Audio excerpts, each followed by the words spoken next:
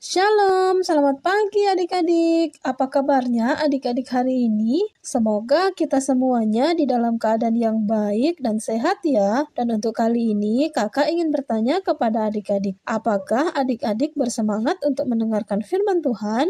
Ayo adik-adik, kita harus semangat ya. Karena firman Tuhan itu adalah sumber kekuatan bagi kita. Jadi jangan bosan-bosan ya untuk mendengarkan firman Tuhan. Baiklah adik-adik, mari kita berdoa bersama-sama. Tuhan Yesus yang baik, kami sangat bersyukur. Pada pagi hari ini kami boleh merasakan kebaikan Tuhan. Sepanjang malam Tuhan menjaga kami dengan kasih setia-Mu. Sehingga pada pagi hari ini kami boleh bangun di dalam keadaan tubuh yang sehat dan diberkati oleh Tuhan. Saatnya kami akan mendengarkan firman Tuhan. Tuhan tolong kami agar kami dapat mengerti setiap firman-Mu yang akan kami dengarkan. Dalam nama Tuhan Yesus kami berdoa. Haleluya. Amin.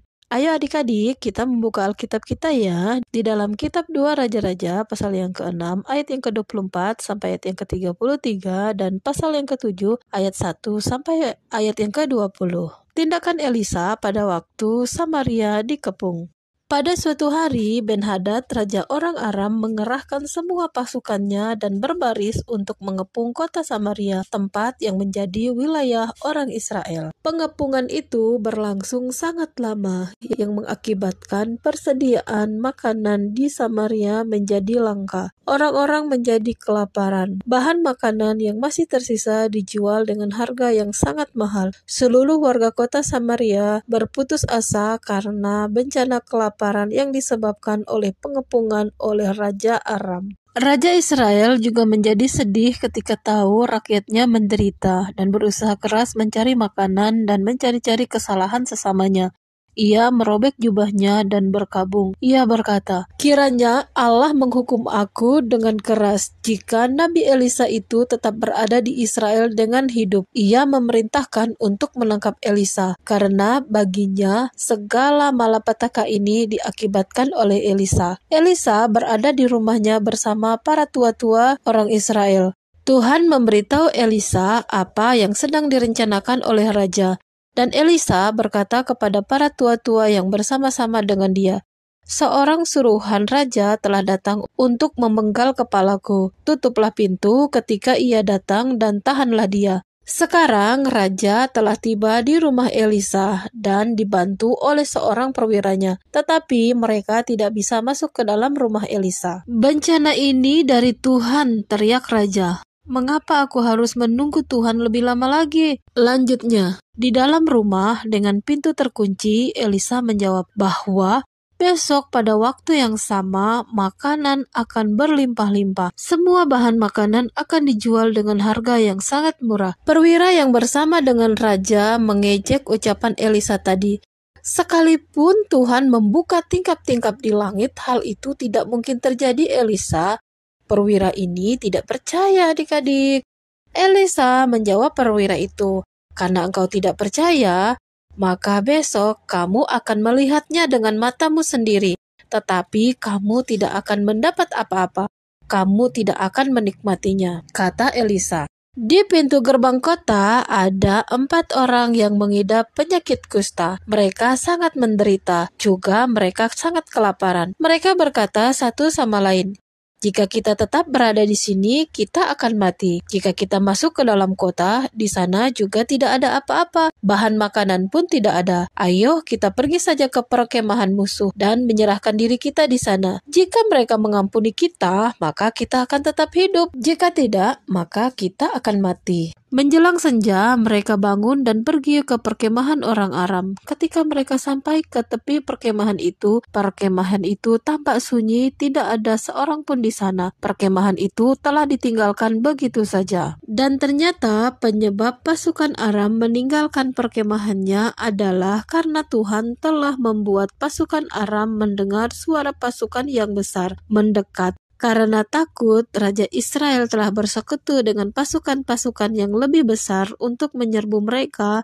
maka mereka meninggalkan segalanya di perkemahan dan melarikan diri untuk menyelamatkan diri. Keempat orang kusta tadi masuk ke dalam salah satu tenda. Mereka makan dan minum sampai puas di sana. Kemudian mereka mengambil emas dan perak juga pakaian lalu pergi untuk menyembunyikannya. Mereka melakukan hal yang sama di perkemahan yang lain.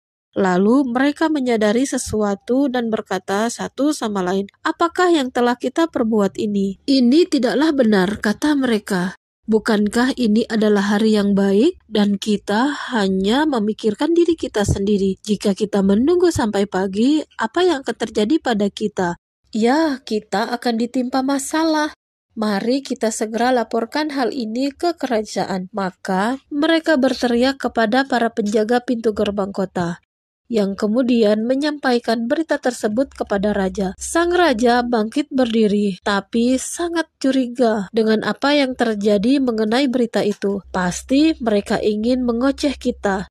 Sebenarnya mereka ingin mengepung dan menangkap kita," kata raja. Salah seorang perwira raja menyarankan agar raja memerintahkan membawa kuda yang tersisa di kota itu dan menyelidiki lebih lanjut, dan mereka pun melakukannya. Dan ketika mereka kembali, maka mereka melaporkan apa yang terjadi di sana. Mereka melaporkan bahwa pasukan Aram telah melarikan diri dan jalanan dipenuhi dengan pakaian dan makanan yang melimpah-limpah. Allah benar-benar menepati janjinya. Terjadilah kegemparan di kota. Orang-orang keluar dari rumahnya dan pergi ke perkemahan orang Aram dan mengambil apa saja yang bisa mereka ambil, bahan makanan, emas, perak, dan pakaian. Seperti yang dikatakan dan dinubuatkan oleh Nabi Elisa sebelumnya, ada begitu banyak bahan makanan yang dijual dengan harga yang sangat murah. Dan raja menempatkan perwira yang telah mengejek Elisa sebagai kepala pintu gerbang kota. Tetapi karena terburu-buru ingin keluar dari kota, ia diinjak-injak orang sampai mati. Jadi seperti yang dikatakan Elisa, perwira itu memang melihat makanan yang berlimpah-limpah, tetapi dia sendiri tidak menikmatinya. Adik-adik sekolah minggu, ada begitu banyak yang bisa kita pelajari dari cerita yang sudah kita dengarkan hari ini.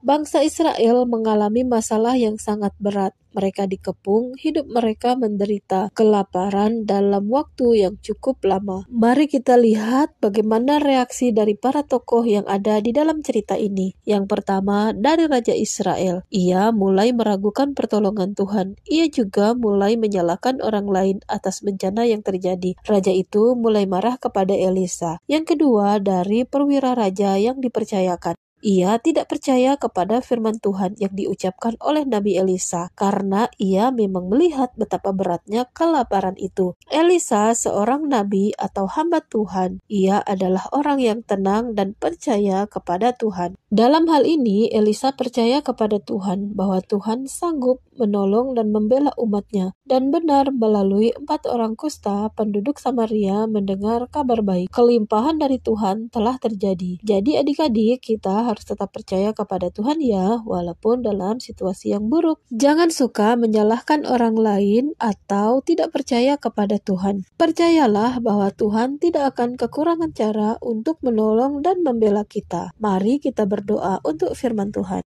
Tuhan Yesus yang baik, terima kasih untuk firman-Mu. Hari ini kami belajar untuk selalu percaya kepada Tuhan. Percaya bahwa Engkau sanggup menolong dan membela kami. Engkau selalu punya cara untuk menolong kami. Terima kasih ya Tuhan. Dalam nama Tuhan Yesus kami berdoa. Haleluya. Amin.